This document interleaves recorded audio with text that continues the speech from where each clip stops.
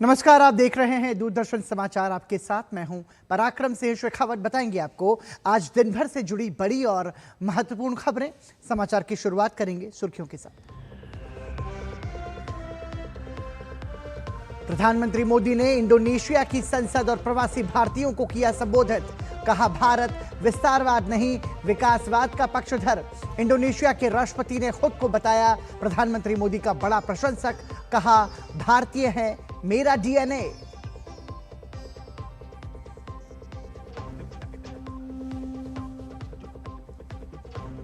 ऐतिहासिक समझौतों से और मजबूत हुए भारत इंडोनेशिया के संबंध। ब्रह्मोस मिसाइल्स की आपूर्ति सुनिश्चित करेगा भारत। ब्लू इकोनॉमी, नौवहन और समुद्री सुरक्षा क्षेत्र में बढ़ेगा सहयोग।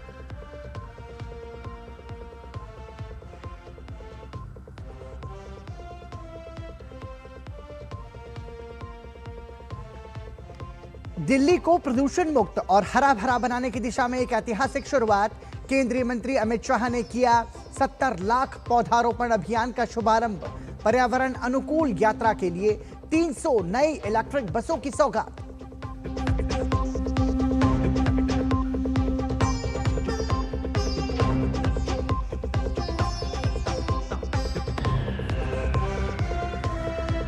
अल नीनो के असर और खरीफ मौसम की तैयारियों को लेकर प्रधानमंत्री कार्यालय ने की उच्च स्तरीय समीक्षा बैठक। मौसम विभाग समेत 15 से अधिक मंत्रालयों और विभागों के सचिव और वरिष्ठ अधिकारी हुए शामिल।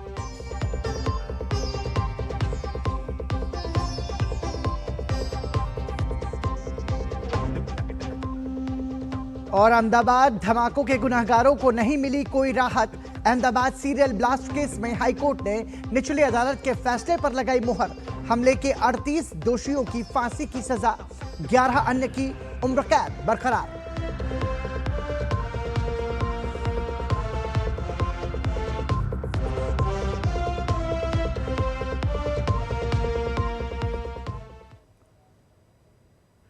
और सुर्खियों के बाद आइए अब खबरों पर नजर डालते हैं विस्तार से। प्रधानमंत्री नरेंद्र मोदी ने जकार्ता में भारतीय समुदाय को संबोधित किया। समारोह में इंडोनेशिया के राष्ट्रपति प्रबोवो सुबियांतो भी मौजूद रहे। प्रधानमंत्री ने भारत इंडोनेशिया की प्राचीन और मजबूत साझेदारी का जिक्र किया। जकार्ता में विशाल संख्या में जुटे भारतीय समुदाय के बीच प्रधानमंत्री नरेंद्र मोदी, राष्ट्रपति प्रबोवो सुबियांतो के साथ पहुंचे प्रधानमंत्री ने भारत इंडोनेशिया की प्राचीन मजबूत साझेदारी का जिक्र किया। इस दोस्ती को आगे बढ़ाने में राष्ट्रपति प्रबोवो के योगदान को सराहते हुए पीएम ने उन्हें भारत का सच्चा मित्र बताया। पीएम ने राष्ट्रपति प्रबोवो सुबियांतो के भारतीय डीएनए वाले वक्तव्य को दिलों को छू लेने वाला बताया। I am an admirer, a great admirer of Narendra Modi ji. Even before I became president, I studied the policies of your prime minister. And because there are no copyright, I copied many of his policies. Just before I made my state visit to India, I had what is called a genome sequencing test. I tested my DNA and I found out I had Indian DNA. वो DNA mutual trust से बना है। वो DNA साझी विरासत से बना है। वो डीएनए साझा स्मृतियों से बना है। वो डीएनए उन समुद्री हवाओं से बना है जिन्होंने हजारों वर्ष तक हमारे जहाजों को एक दूसरे के तटों तक पहुंचाया। पीएम ने कहा कि इंडोनेशिया हो या भारत, दोनों के पास न रुकने का मौका है न थमने का। पीएम ने दोनों देशों के बीच मजबूत सहयोग और विश्वास का जिक्र किया। यहाँ भारत का गाना कुछ कुछ होता है बहुत ही लोकप्रिय है। आज मैंने इस पर कहा कि जब भारत और इंडोनेशिया साथ मिलकर चलते हैं तो कुछ कुछ से भी आगे बढ़कर बहुत कुछ होता है। पीएम ने कनेक्टिविटी, कोलैब और सप्लाई चेन जैसी आधुनिक अवधारणाओं का उल्लेख करते हुए कहा कि भारत इंडोनेशिया साझेदारी में इसकी झलक सदियों से नजर आती है। आज दुनिया की सप्लाई चेन्स भरोसे के अभाव में टूट रही है, लेकिन भारत और इंडोनेशिया ने उस समय सप्लाई चेन का भरोसा जिंदा किया था जब ग्लोबल सप्लाई चेन की चर्चा भी नहीं थी। और मुझे खुशी है कि आज भारत और इंडोनेशिया उसी भरोसे की पूंजी के साथ मिलकर एक नया फ्यूचर लिख रहा है। प्रधानमंत्री ने पिछले 12 वर्षों में भारत में हुई प्रगति की चर्चा की। पीएम ने इस अवधि में 4 करोड़ गरीबों को पक्का घर दिए जाने, 50 लाख करोड़ सीधे लाभार्थियों के खातों में भेजने और अभूतपूर्व पैमाने पर जनकल्याण योजनाएं जमीन पर उतारे जाने का उल्लेख किया। पीएम ने कहा कि आज का भारत सिर्फ अपने सपने पूरे नहीं कर रहा, बल्कि हर मित्र देशों के सपनों के साथ है। भारत सबका साथ, सबका विकास के मंत्र पर चलता है। Bureau report, DD news. प्रधानमंत्री नरेंद्र मोदी ने इंडोनेशिया की संसद को संबोधित किया।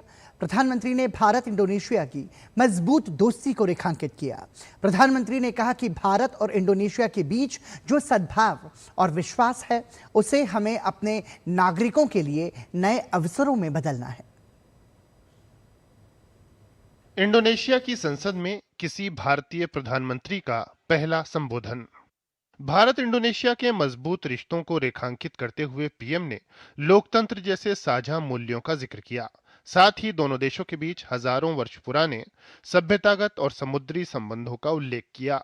हमारी राजधानियां भले ही हजारों किलोमीटर दूर हो, लेकिन समुद्र में हमारे बीच केवल 150 किलोमीटर की ही दूरी है। दूसरे देशों में समुद्र भले ही सीमाओं और दूरियों का कारण रहा हो, लेकिन भारत और इंडोनेशिया के बीच समुद्र दूरी का प्रतीक नहीं रहा। समुद्र हमारे बीच एक सेतु है। पीएम ने कहा कि दोनों देशों का साझा इतिहास, साझा चुनौतियां और लोगों की साझा आकांक्षाएं भारत और इंडोनेशिया को स्वाभाविक और भरोसेमंद साझेदार बनाती हैं। आज सुबह प्रेसिडेंट प्रबोवो ने कॉपीराइट की बात कही थी। मैं उन्हें यही कहूंगा, इस प्रेम पर, इस स्नेह पर, इस दोस्ती पर, इस आदर भाव पर किसी का कॉपीराइट हो ही नहीं सकता।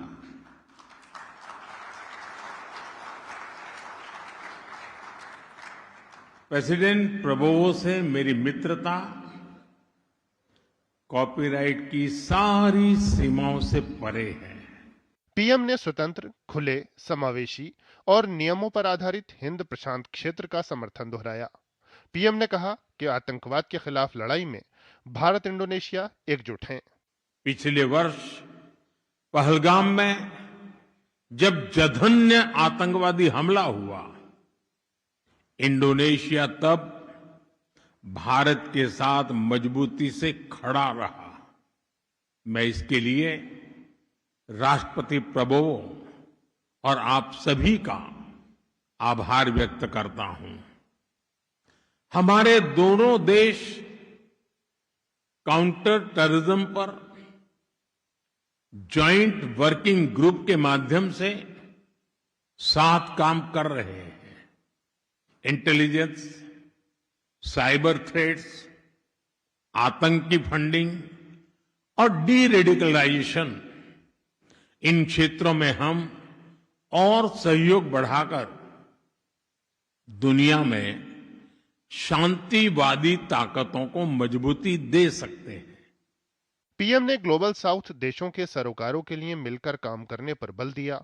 पीएम ने भारत इंडोनेशिया सहयोग के लिए गंगा महाकाम का विजन सामने रखा। ये विजन हमारी साझेदारी को केवल वर्तमान की आवश्यकताओं तक सीमित नहीं रखता, यह आने वाली पीढ़ियों के लिए शांति, समृद्धि, सुरक्षा और शेयर्ड प्रोग्रेस का मार्ग प्रशस्त करता है। पीएम ने भारत इंडोनेशिया के बीच प्राचीन सभ्यतागत संबंधों और साझा लोकतांत्रिक मूल्यों को रेखांकित करते हुए साथ मिलकर आगे बढ़ने का आह्वान किया। Bureau report, DD news. Bharat और इंडोनेशिया के बीच रक्षा, आपदा प्रबंधन, दुर्लभ खनिज, खनन सहित तकनीकी सहयोग को लेकर कई महत्वपूर्ण समझौते हुए। प्रधानमंत्री नरेंद्र मोदी ने इसे दोनों देशों के बीच 2018 में हुए व्यापक रणनीतिक साझेदारी की नई ऊंचाई बताया।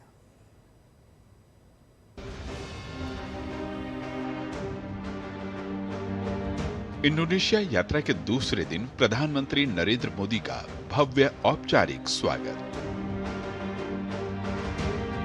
इस्थाना मर्देका, जो कि वहां के राष्ट्रपति का आधिकारिक निवास है, उसी ओर प्रधानमंत्री का बढ़ता हुआ काफिला, कदम ताल करते सैनिक और मौजूद लोगों का उल्लास। ये सभी दृश्य भारत और इंडोनेशिया के आपसी संबंधों की गर्मजोशी और ऐतिहासिकता को बयां करने वाले रहे।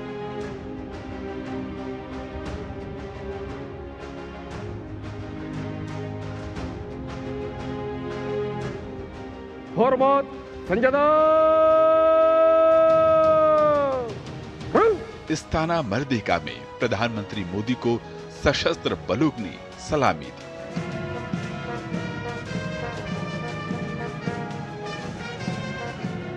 वहीं इंडोनेशिया के राष्ट्रपति प्रबोवो सुबियांतो के साथ पहले द्विपक्षीय मुलाकात और उसके बाद दोनों देशों के बीच हुई प्रतिनिधिमंडल स्तर की वार्ता, जिसमें भारत इंडोनेशिया के बीच 2018 में हुई व्यापक रणनीतिक साझेदारी को नई गति दी गई। भारत प्रशांत क्षेत्र की सुरक्षा और स्वतंत्र नौवहन को लेकर भारत की प्रतिबद्धता को प्रधानमंत्री ने दोहराया। भविष्य में दोनों देशों के आपसी सहयोग की दिशा कैसी होगी, साझा विकास का विजन क्या होगा, उसे लेकर कई समझौते ज्ञापन पर हस्ताक्षर हुए। भारत के विदेश मंत्रालय ने कुल 20 आउटकम दस्तावेज जारी किए, जिनमें से खनन और इस्पात निर्माण व सप्लाई चेन पर एमओयू, नौवहन की सुरक्षा और रक्षा को लेकर एमओयू, ब्रह्मोस मिसाइल प्रणाली पर सहयोग, दुर्लभ खनिज क्षेत्र में एमओयू, आपदा प्रबंधन, दूरसंचार, कृषि, चिकित्सा और संस्कृति क्षेत्र में एमओयू, भारत इंडोनेशिया के चुनाव आयोगों के बीच एमओयू और इसके अलावा प्रम्बानन मंदिर संरक्षण में भी भारतीय सहयोग पर सहमति बनी। 2018 में बनी हमारी कॉम्प्रिहेंसिव स्ट्रेटेजिक पार्टनरशिप आज एक नई उड़ान ले रही है। हम डेवलपमेंट, सिक्योरिटी, टेक्नोलॉजी, कल्चर और एजुकेशन, हर क्षेत्र में महत्वपूर्ण कदम बढ़ा रहे हैं। मुझे विश्वास है आज से भारत इंडोनेशिया साझेदारी का एक सुनहरा अध्याय शुरू होगा। हमारे देशों के बीच बढ़ता विश्वास हमारी रक्षा, सुरक्षा और मैरीटाइम सहयोग को मजबूत कर रहा है। आज हमने डिफेंस एक्सचेंज, डिजास्टर मैनेजमेंट और इंडस्ट्रियल सहयोग बढ़ाने पर सहमति बनाई। इंडोनेशिया के सिंग्रहारसी में आईआईएम बेंगलुरु की एक ब्रांच खोलने पर भी दोनों देश सहमत हुए। वहीं भारत इंडोनेशिया ने साथ मिलकर हिंद प्रशांत क्षेत्र की सुरक्षा और नौवहन क्षेत्र को सुदृढ़ करने की प्रतिबद्धता जताई। पश्चिमी एशिया के संघर्षों सहित वैश्विक एशिया सहित वैश्विक संकटों का समाधान डायलॉग और डिप्लोमेसी से करने, फिलिस्तीन का द्विराष्ट्र शांतिपूर्ण स्थायी समाधान करने की बात प्रधानमंत्री मोदी ने संयुक्त बयान के दौरान कही। वैश्विक उथल पुथल के इस दौर में भारत का मानना है कि डायलॉग और डिप्लोमेसी की भूमिका पहले से कहीं अधिक महत्वपूर्ण हो गई है। पैलेस्टाइन के विषय पर हम 2 स्टेट सॉल्यूशन और लॉन्ग टर्म पीस का समर्थन करते हैं। फ्रेंड्स, एक सुनहरा दौर हम दोनों देशों के सामने दस्तक दे रहा है। भारत का यूपीआई जल्द ही इंडोनेशिया की भुगतान प्रणाली से भी जुड़ेगा।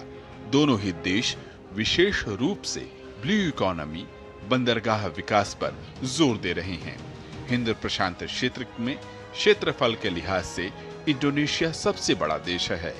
वहीं दुनिया का सबसे व्यस्त समुद्री मार्ग मलक्का जल डमरू मध्य इंडोनेशिया से ही होकर गुजरता है। ऐसे में भारत के साथ बढ़ता रणनीतिक सहयोग आपसी हितों के साथ वैश्विक समृद्धि और आपूर्ति श्रृंखला के लिए भी जरूरी है।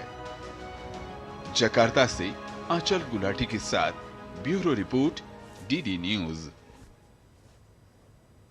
प्रधानमंत्री नरेंद्र मोदी बुधवार को ऐतिहासिक प्रम्बानन मंदिर का दौरा करेंगे। उनके साथ इंडोनेशिया के राष्ट्रपति भी मौजूद रहेंगे। ये मंदिर यूनेस्को विश्व धरोहर स्थल है। भारत इंडोनेशिया इसके संरक्षण के लिए एक संयुक्त पहल भी लॉन्च करेंगे।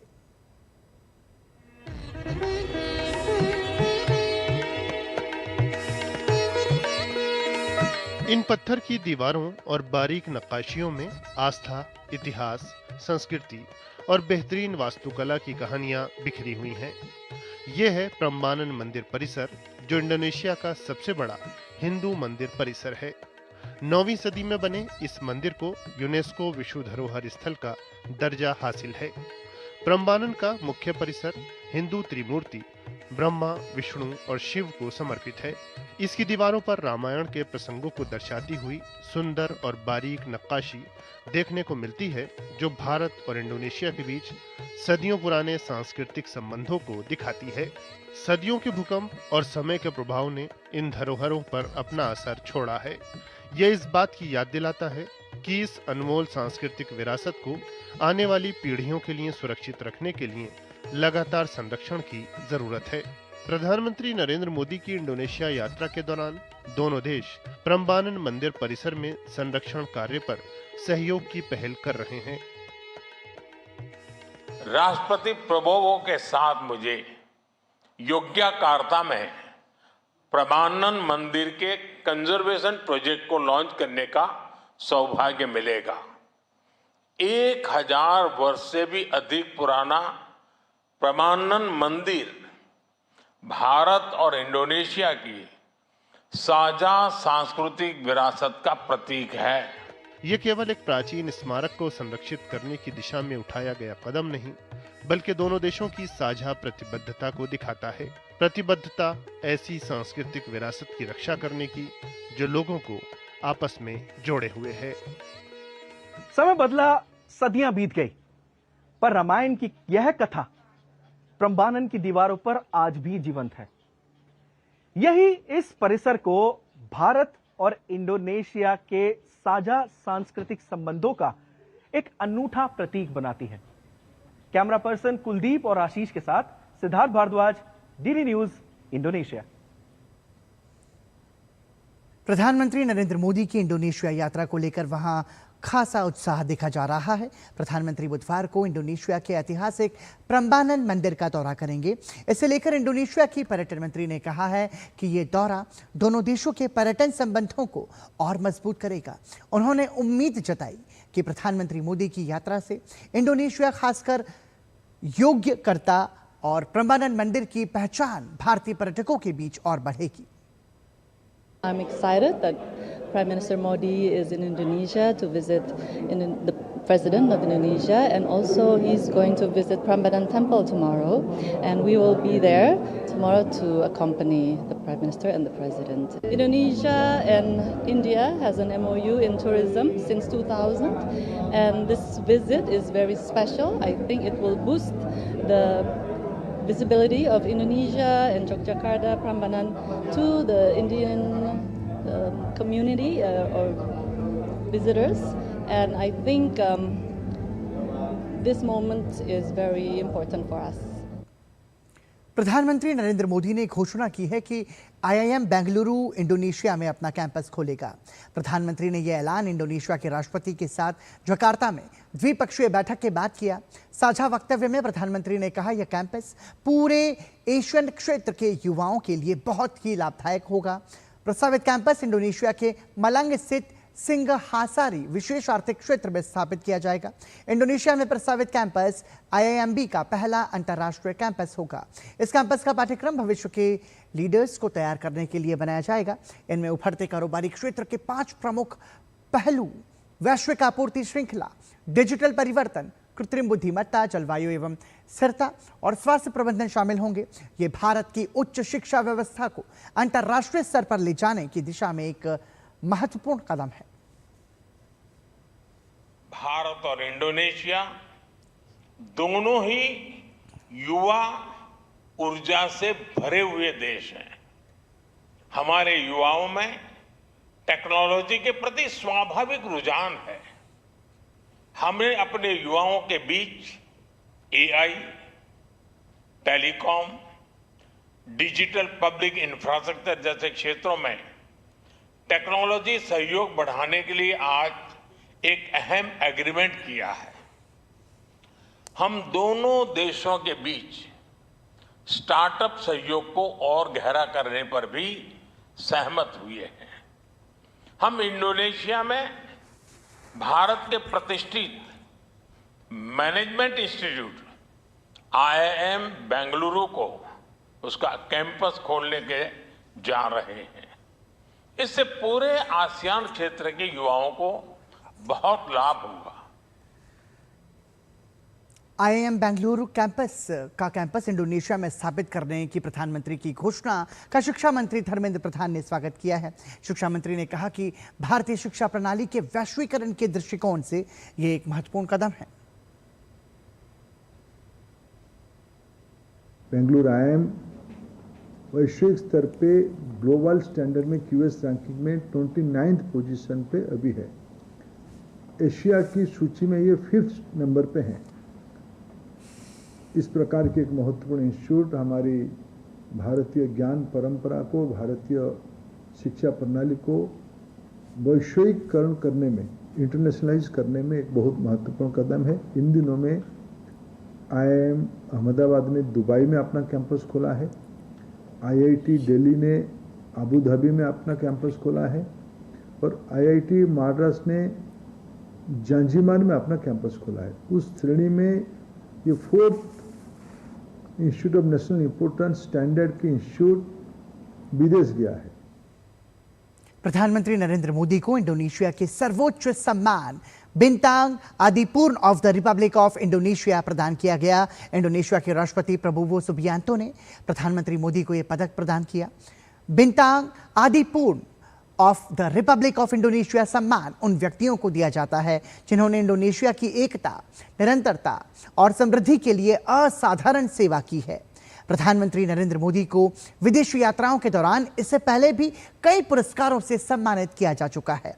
यह प्रधानमंत्री नरेंद्र मोदी को मिला 35वां अंतर्राष्ट्रीय सम्मान है। विदेशी दौरों पर प्रधानमंत्री नरेंद्र मोदी का सम्मान 140 करोड़ भारतीयों का सम्मान है। इंडोनेशिया दौरे पर भी प्रधानमंत्री नरेंद्र मोदी को वहां के सर्वोच्च नागरिक सम्मान बिंतांग आदिपूर्णा से नवाजा गया है। इंडोनेशिया के राष्ट्रपति ने खुद पीएम मोदी को यह मेडल ऑफ ऑनर पहनाया। यह सम्मान इंडोनेशिया का सबसे बड़ा नागरिक पुरस्कार है। प्रधानमंत्री मोदी को यह मेडल मिलना 140 करोड़ भारतीयों के लिए बेहद गर्व का पल है। यह प्रधानमंत्री मोदी को मिला 35वां अंतर्राष्ट्रीय सम्मान है। ये सम्मान कोटि कोटि भारतवासियों का है। इंडोनेशिया के लोगों की भावनाओं का है, भारत और इंडोनेशिया के ऐतिहासिक और आत्मीय संबंधों का है। मैं प्रेसिडेंट प्रबोवो जी, इंडोनेशिया की सरकार और यहां की जनता का हृदय से आभार व्यक्त करता हूं। इससे पहले सेशल्स की यात्रा के दौरान भी प्रधानमंत्री को guardian of the blue horizon से सम्मानित किया गया था। प्रधानमंत्री मोदी को यह सम्मान सतत विकास, ब्लू इकोनॉमी, पर्यावरण संरक्षण, जलवायु परिवर्तन से निपटने, अंतर्राष्ट्रीय सहयोग और आने वाली पीढ़ियों के कल्याण जैसे क्षेत्रों में उल्लेखनीय योगदान के लिए दिया गया था। पीएम मोदी को स्लोवाकिया के राष्ट्रपति पीटर पेलेग्रिनी ने देश के शीर्ष सम्मान order of the white double cross first class से सम्मानित किया था। पीएम मोदी को नॉर्वे के राजा ने देश के सर्वोच्च नागरिक सम्मान grand Cross of the royal Norwegian order of merit से सम्मानित किया। पीएम मोदी को स्वीडन में royal order of the polar star से सम्मानित किया गया। भारत स्वीडन संबंधों को मजबूत करने में असाधारण योगदान और दूरदर्शी नेतृत्व के लिए प्रधानमंत्री को यह अवार्ड दिया गया। साइप्रस ने प्रधानमंत्री मोदी को Grand Cross of the Order of Makarios Third, जबकि रूस ने the Order of Saint Andrew the Apostle से सम्मानित किया था। प्रधानमंत्री मोदी यह सम्मान पाने वाले पहले भारतीय नेता बने थे। पश्चिम एशिया के जटिल भू राजनीतिक समीकरणों के बीच भारत ने संतुलित और भरोसेमंद साझेदारी की अपनी पहचान मजबूत की है। प्रधानमंत्री मोदी दुनिया के उन चुनिंदा नेताओं में शामिल हैं जिन्हें इजराइल और फिलिस्तीन दोनों ने अपने सर्वोच्च सम्मानों से नवाजा है। इजराइल ने उन्हें Speaker of the Knesset Medal प्रदान किया, जबकि फिलिस्तीन ने Grand Collar of the State of फिलिस्तीन से सम्मानित किया। पश्चिम एशिया के अन्य देशों मसलन ओमान ने ऑर्डर ऑफ ओमान, कुवैत ने द ऑर्डर ऑफ मुबारक अल कबीर और संयुक्त अरब अमीरात ने ऑर्डर ऑफ जायद से प्रधानमंत्री मोदी को सम्मानित किया। ग्लोबल साउथ और अफ्रीकी देशों के साथ भारत की साझेदारी भी लगातार मजबूत हुई है। इथियोपिया ने प्रधानमंत्री मोदी को द ग्रेट ऑनर निशान ऑफ इथियोपिया, घाना ने officer of the Order of the star of Ghana, Nigeria ने Grand Commander of the Order of niger और नामीबिया ने अपने सर्वोच्च नागरिक सम्मान से सम्मानित किया। इन सम्मानों को भारत की उस भूमिका से जोड़कर देखा गया जहां भारत विकासशील देशों की आवाज को वैश्विक मंच पर मजबूती से उठाता रहा है। हिंद महासागर क्षेत्र और कैरेबियाई देशों ने भी प्रधानमंत्री मोदी को अपने सर्वोच्च सम्मानों से नवाजा है। श्रीलंका ने श्रीलंका मित्र विभूषण, मॉरिशस ने Grand Commander of the Order of the Star and Key of the Indian Ocean, Trinidad and Tobago ने Order of the Republic of Trinidad and Tobago, जबकि गुयाना, डोमिनिका और बारबाडोस ने भी प्रधानमंत्री मोदी को अपने सर्वोच्च राष्ट्रीय पुरस्कार प्रदान किए। कोविड महामारी से लेकर विकास साझेदारी तक भारत की भूमिका को इन देशों ने खुलकर सराहा है। प्रधानमंत्री मोदी को दुनिया के अलग अलग देशों से मिल रहे ये सम्मान केवल एक नेता का सम्मान नहीं, बल्कि बदलते भारत की वैश्विक भूमिका की स्वीकार्यता है। संवाद, विकास, विश्वास और साझेदारी, यही वो चार स्तंभ हैं जिन पर भारत आज अपनी नई वैश्विक पहचान गढ़ रहा है। और शायद यही वजह है कि दुनिया भारत को अब केवल एक बड़े देश के रूप में नहीं, बल्कि समाधान और नेतृत्व देने वाली शक्ति के रूप में देख रही है। Bureau report, DD news. प्रधानमंत्री नरेंद्र मोदी के इंडोनेशिया दौरे के दौरान कई महत्वपूर्ण समझौता ज्ञापन पर हस्ताक्षर हुए। विदेश मंत्रालय के पूर्वी मामलों के सचिव रुद्रेंद्र टंडन ने बताया कि दोनों देशों ने द्विपक्षीय संबंधों के सभी पहलुओं की समीक्षा करने के लिए प्रतिनिधिमंडल स्तर की वार्ता की और व्यापार, रक्षा, समुद्री सुरक्षा, डिजिटल प्रौद्योगिकी, स्वास्थ्य, शिक्षा और सांस्कृतिक आदान प्रदान में सहयोग बढ़ाने के तरीकों पर चर्चा की। उन्होंने बताया कि जकार्ता में हुई वार्ता के दौरान दोनों देश ने भारत इंडोनेशिया व्यापक रणनीतिक साझेदारी को और मजबूत करने की अपनी प्रतिबद्धता दोहराई।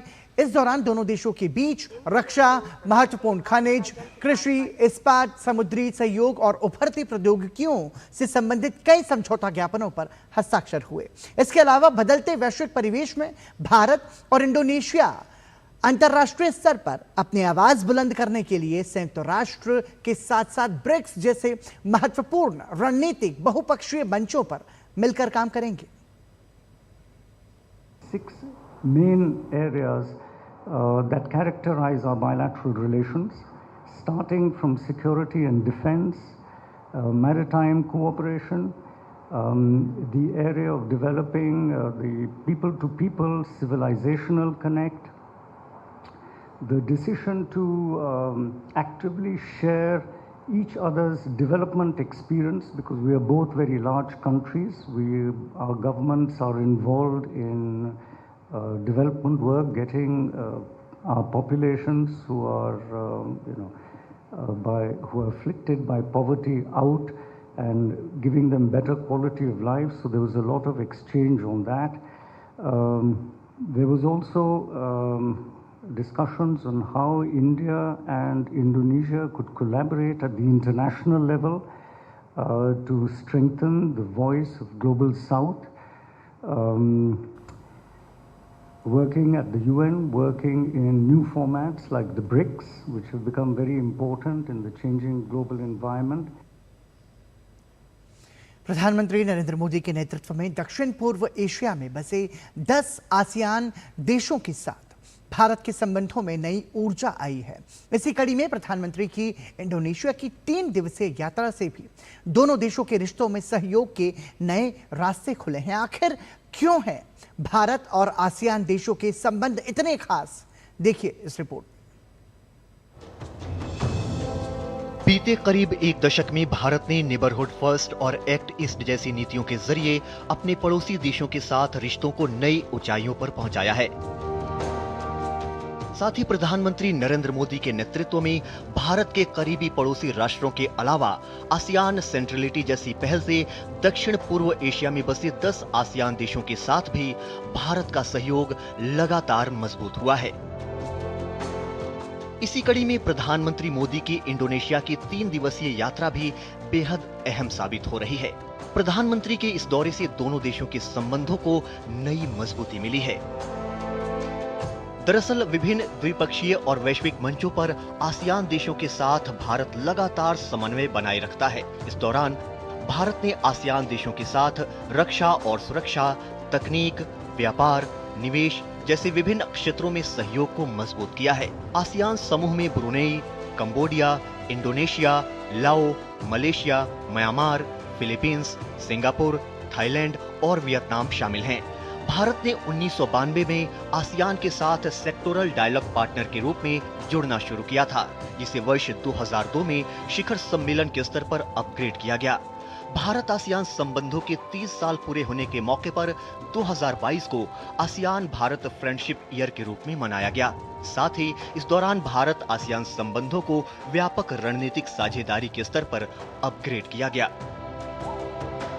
साथ ही इस दौरान भारत और आसियान देशों के बीच आर्थिक संबंधों में भी बड़ा बदलाव आया है। जहां वित्त वर्ष 2013-14 में द्विपक्षीय व्यापार 74 अरब डॉलर था, तो वहीं 2024-25 में ये बढ़कर 123 अरब डॉलर को पार कर चुका है। इससे इतर प्रधानमंत्री मोदी के प्रयासों से आसियान देशों के साथ भारत के द्विपक्षीय संबंधों में भी लगातार मजबूती आई है। पीएम मोदी की हालिया इंडोनेशिया यात्रा के दौरान अनेक अहम क्षेत्रों में सहयोग पर सहमति बनी है। इस दौरान सप्लाई चेन, डिजिटल तकनीक, कृषि, संस्कृति, शिक्षा और समुद्री सुरक्षा के क्षेत्र में सहयोग के अलावा रक्षा क्षेत्र में भारत के स्वदेशी विनिर्माण की गुणवत्ता पर भी मुहर लगी है। इंडोनेशिया ने भारत के साथ ब्रह्मोस और एयर टू एयर मिसाइलों के क्षेत्र में सहयोग पर भी समझौते किए हैं। वहीं इससे पहले 2018 में पीएम मोदी की जकार्ता यात्रा के दौरान भारत इंडोनेशिया संबंधों को व्यापक रणनीतिक साझेदारी का दर्जा दिया गया था, जिसके तहत दोनों देशों के बीच रक्षा, समुद्री सुरक्षा, व्यापार, कनेक्टिविटी और इंडो पैसिफिक में सहयोग पर विशेष जोर दिया गया।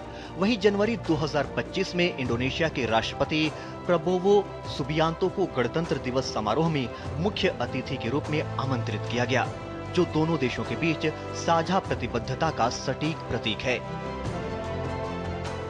प्रधानमंत्री नरेंद्र मोदी के नेतृत्व में I act east, ASEAN centrality और महासागर जैसी पहलों ने हिंद महासागर क्षेत्र में न केवल नए अवसरों के लिए राह खोली है, बल्कि इंडो पैसिफिक में सुरक्षित और स्वतंत्र नौवहन को सुनिश्चित करने की प्रतिबद्धता को भी आगे बढ़ाया है। Bureau report, TD news. राजधानी दिल्ली में मंगलवार को कई महत्वपूर्ण परियोजनाओं का लोकार्पण और शुभारंभ किया गया। कार्यक्रम के दौरान मिशन 70 लाख पौधारोपण अभियान की शुरुआत के साथ साथ 300 इलेक्ट्रिक बसों समेत कई जनहितकारी योजनाओं को आगे बढ़ाया गया। कार्यक्रम को संबोधित करते हुए केंद्रीय गृह मंत्री अमित शाह ने कहा कि इस मंच के माध्यम से कई महत्वपूर्ण कार्यक्रमों की शुरुआत की गई है। उन्होंने बताया कि नवनिर्मित वाहन टेस्टिंग सेंटर का भी शुभारंभ किया गया, जो परिवहन क्षेत्र में नई सुविधाएं उपलब्ध कराएगा।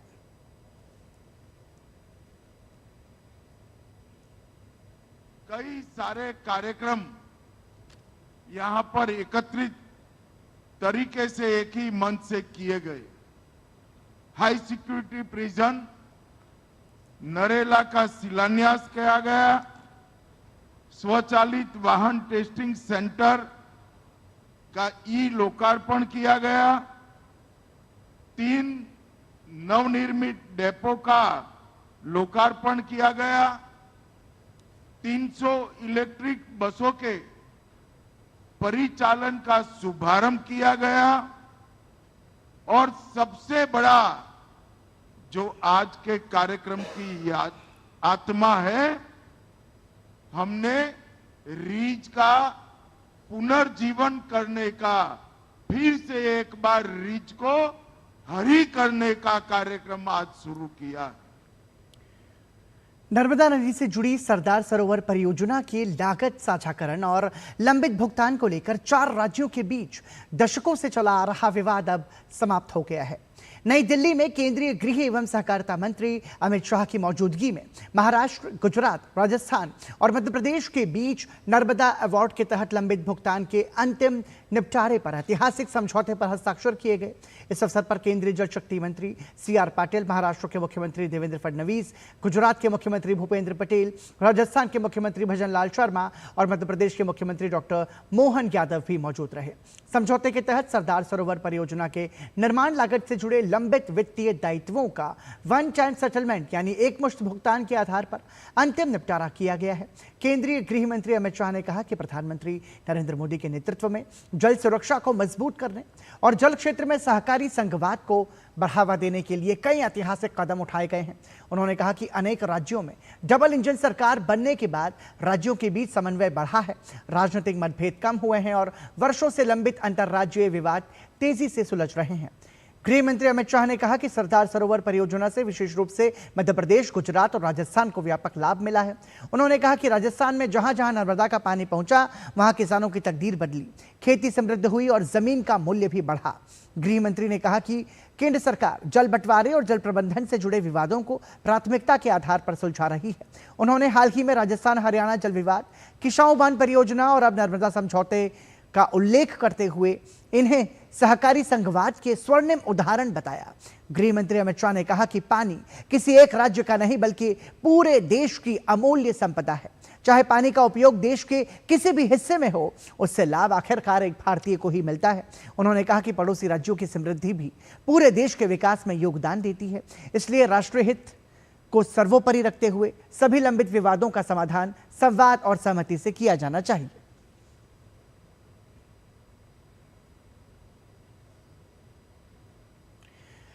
संभावित अल नीनो के असर और खरीफ मौसम की तैयारियों को लेकर प्रधानमंत्री कार्यालय ने मंगलवार को उच्च स्तरीय समीक्षा बैठक की।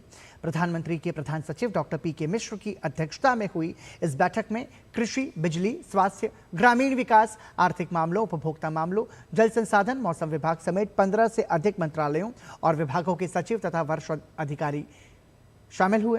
बैठक में भारतीय मौसम विज्ञान विभाग यानी IMD ने मानसून की मौजूदा स्थिति और अल नीनो के संभावित प्रभाव का विस्तृत ब्यौरा पेश किया। बताया गया कि गुजरात, मध्य प्रदेश, छत्तीसगढ़ और महाराष्ट्र में मानसून की शुरुआत लगभग 10 दिन देरी से हुई थी, लेकिन 7 जुलाई तक हुई बारिश के बाद देश भर में वर्षा की कमी घटकर -12% रह गई है। जुलाई के पहले सप्ताह में सामान्य से बेहतर बारिश दर्ज की गई है। IMD ने यह भी कहा कि जुलाई और अगस्त में कमजोर से मध्यम स्तर का अल नीनो रहने की संभावना है, लेकिन अल नीनो का मतलब हमेशा सामान्य से कम वर्षा होना नहीं होता। बैठक में कृषि मंत्रालय ने बताया कि 262 संवेदनशील जिलों के लिए कृषि आकस्मिकता योजनाएं अपडेट कर दी गई हैं। राज्यों के साथ साप्ताहिक समीक्षा बैठकों के जरिए वर्षा, जलाशयों के जलस्तर, फसल बुवाई, कृषि निवेश, कीट एवं रोगों की स्थिति पर लगातार निगरानी रखी जा रही है। साथ ही प्रधानमंत्री फसल बीमा योजना और किसान क्रेडिट कार्ड के दायरे को बढ़ाने पर भी जोर दिया गया। प्रधान सचिव ने सभी मंत्रालयों को निर्देश दिए कि वो राज्यों के साथ मिलकर सूक्ष्म स्तर की रणनीति अपनाएं ताकि कृषि और आर्थिक गतिविधियों पर किसी तरह का प्रतिकूल असर न पड़े।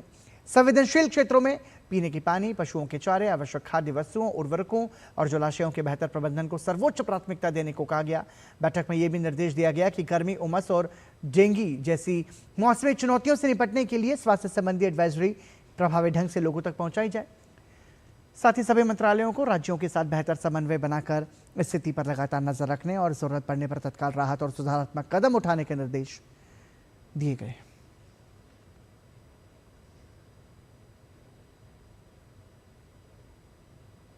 जम्मू कश्मीर के उपराज्यपाल मनोज सिन्हा ने श्री अमरनाथ जी यात्रा की व्यवस्थाओं को लेकर समीक्षा बैठक की। उन्होंने अधिकारियों को निर्देश दिए कि श्रद्धालुओं के पंजीकरण, सहायता और सुविधाओं का विशेष ध्यान रखा जाए ताकि यात्रियों को बेहतर अनुभव मिल सके। उपराज्यपाल ने कहा कि बाबा बर्फानी के सुगम दर्शन, श्रद्धालुओं की सुरक्षा और यात्रा की सुचारू व्यवस्था सर्वोच्च प्राथमिकता है। उन्होंने बताया कि अब तक 1.13 लाख से अधिक श्रद्धालु पवित्र गुफा में दर्शन कर चुके हैं। मनोज सिन्हा ने श्री अमरनाथ जी यात्रा को देश की आध्यात्मिक चेतना और सांस्कृतिक विरासत से जुड़ा महत्वपूर्ण आयोजन बताया। उन्होंने कहा कि ये यात्रा भारत की सभ्यतागत विरासत और राष्ट्रीय पहचान का अभिन्न हिस्सा है, जिसके सफल, सुरक्षित और सुचारू संचालन के लिए सभी विभाग मिलकर काम कर रहे हैं।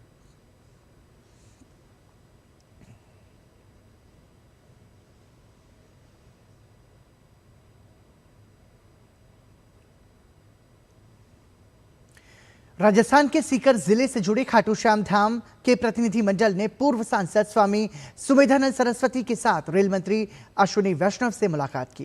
प्रतिनिधि मंडल ने खाटू श्याम धाम के लिए स्वीकृत सुंदरपुरा रेलवे स्टेशन के निर्माण को मंजूरी देने पर रेल मंत्री का आभार व्यक्त किया। इस अवसर पर रेल मंत्री अश्विनी वैष्णव ने कहा कि स्टेशन निर्माण का कार्य रेलवे के निर्धारित तकनीकी प्रक्रिया के अनुसार चरणबद्ध तरीके से आगे बढ़ेगा। पहले ट्रैक यार्ड और अन्य तकनीकी अवसंरचना से जुड़े कार्य पूरे किए जाएंगे। इसके बाद स्टेशन भवन का निर्माण शुरू होगा। उन्होंने प्रतिनिधि मंडल से स्टेशन की डिजाइन, यात्री सुविधाओं और स्थानीय संस्कृति से जुड़े सुझाव भी लिए तथा भरोसा दिलाया कि सुंदरपुरा रेलवे स्टेशन शेखावटी की पहचान को दर्शाने वाला आधुनिक, भव्य और विश्व स्तरीय स्टेशन होगा। तो मैं और हमारे साथ में जो श्याम मंदिर कमेटी के लोग हैं, हमारे बाकी सभी जनप्रतिनिधि ऑनलाइन जुड़े, आज उनका आभार करने के लिए आए थे कि इतनी बड़ी सौगात श्याम भक्तों के लिए दी है और हमारे सीकर के लिए, शेखावाटी के लिए तो बहुत बड़ी बात है। तो आज उनका आभार व्यक्त करने के लिए, उनका स्वागत करने के लिए, अभिनंदन करने के लिए हम सब आए थे और उन्होंने फिर उस बात को दोहराया है कि एक बहुत भव्य रेलवे स्टेशन बनाएंगे। देश भर में जनजातीय अनुसंधान संस्थानों यानी ट्राइबल रिसर्च इंस्टीट्यूट्स को और अधिक सशक्त बनाने की दिशा में मंगलवार को एक महत्वपूर्ण पहल हुई। ओडिशा की राजधानी भुवनेश्वर में केंद्रीय जनजातीय कार्य मंत्रालय की ओर से 2 दिवसीय राष्ट्रीय कार्यशाला की शुरुआत की गई। कार्यशाला का उद्घाटन केंद्रीय मंत्री जुएल ओराम ने किया। इस दौरान ट्राइबैक्स नाम का डिजिटल लर्निंग प्लेटफॉर्म लॉन्च किया गया, जो जनजातीय कला, संस्कृति, भाषाओं और पारंपरिक ज्ञान को संरक्षण को बढ़ावा देगा। मंत्रालय ने संपूर्णानंद संस्कृत विश्वविद्यालय वाराणसी और KIIT टेक्नोलॉजी बिजनेस इनक्यूबेटर के साथ 2 महत्वपूर्ण MOU भी किए। कार्यशाला में देश भर के ट्राइबल रिसर्च इंस्टीट्यूट्स को और अधिक सशक्त बनाने की रणनीति पर मंथन होगा।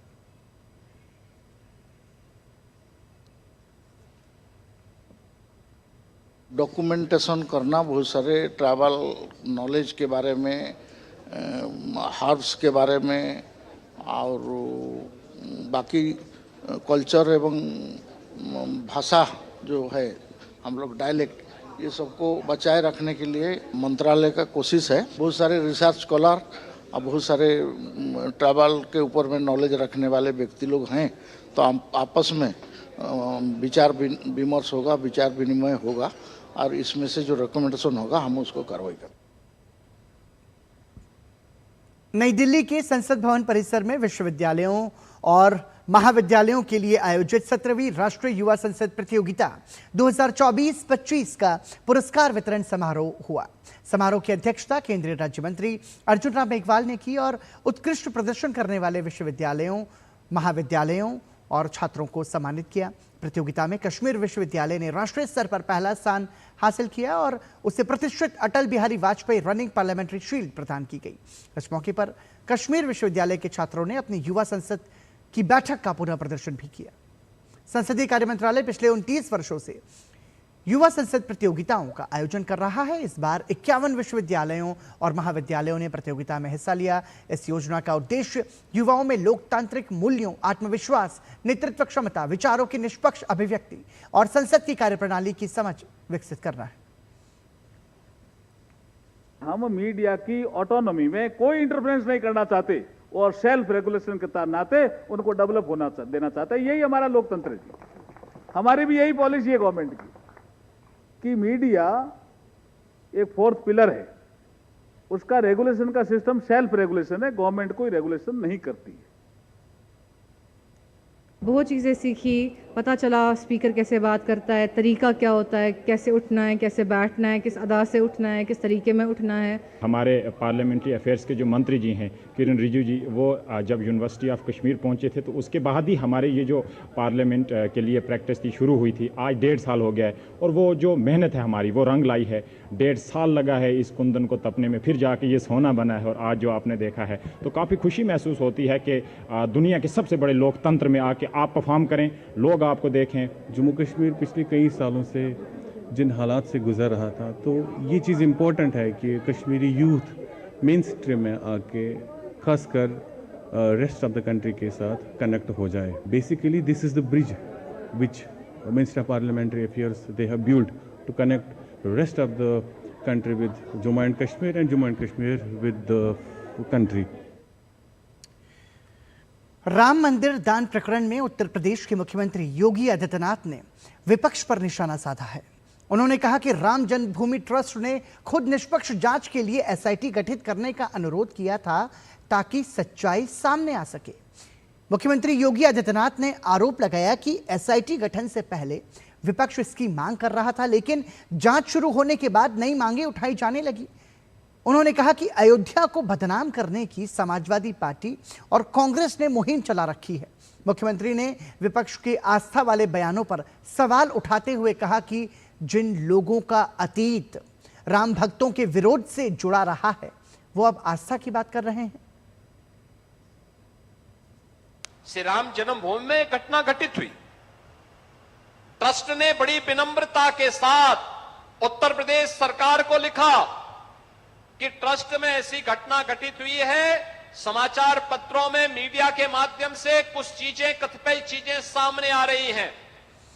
अगर हम सफाई देंगे तो हो सकता है लोगों को विश्वास न हो, और हम चाहते हैं कि उत्तर प्रदेश सरकार एक हाई लेवल की एसआईटी गठित करे और उस एसआईटी के माध्यम से सच्चाई समाज के सामने आनी चाहिए। क्योंकि जो भी काम अयोध्या में हुआ है, मंदिर से संबंधित काम हुआ है, बाहर का इंफ्रास्ट्रक्चर उत्तर प्रदेश सरकार ने बनाया है, लेकिन मंदिर परिसर का काम वह जनता जनार्दन के पैसे से बना है।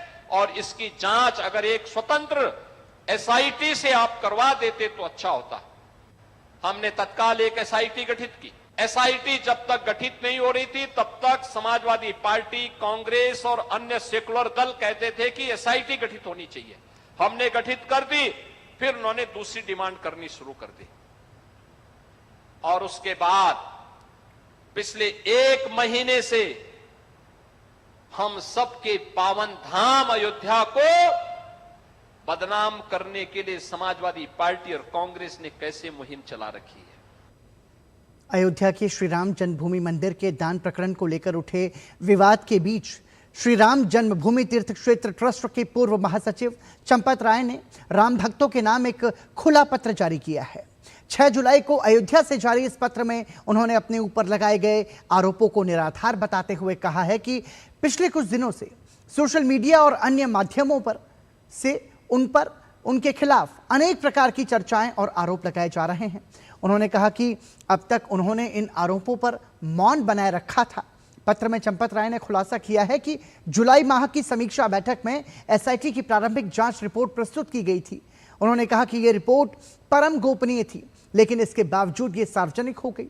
उन्होंने संकेत दिया कि गोपनीय रिपोर्ट का सार्वजनिक होना भी एक गंभीर विषय है। चंपत राय ने राम भक्तों से अपील की है कि एसआईटी की अनंतिम यानी कि इंटरिम जांच पूरी होने तक किसी भी निष्कर्ष पर ना पहुंचे। उन्होंने भरोसा दिलाया है कि अनंतिम रिपोर्ट आने के बाद वो अपने ऊपर लगाए गए हर आरोप का क्रमवार जवाब देंगे और पूरे प्रकरण का सच सभी के सामने आ जाएगा। पत्र में उन्होंने अपने सार्वजनिक जीवन का भी उल्लेख किया है। उन्होंने लिखा कि वर्ष 1991 में संगठन ने उन्हें अयोध्या भेजा था और पिछले 45 वर्षों के सार्वजनिक जीवन में उनका जीवन हमेशा एक खुली पुस्तक की तरह रहा है। इसलिए उन्हें विश्वास है कि अंततः सत्य की ही विजय होगी। चंपत राय ने पत्र के अंत में राम भक्तों से धैर्य बनाए रखने की अपील करते हुए लिखा है कि सत्य अंततः सबके सामने आएगा और अंतिम जांच के बाद सभी सवालों का उत्तर दिया जाएगा।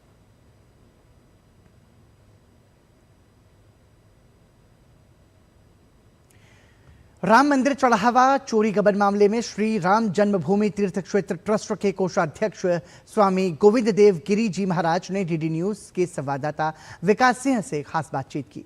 उन्होंने बताया कि राम मंदिर ट्रस्ट ने मंदिर प्रशासन को और मजबूत करने का फैसला लिया है।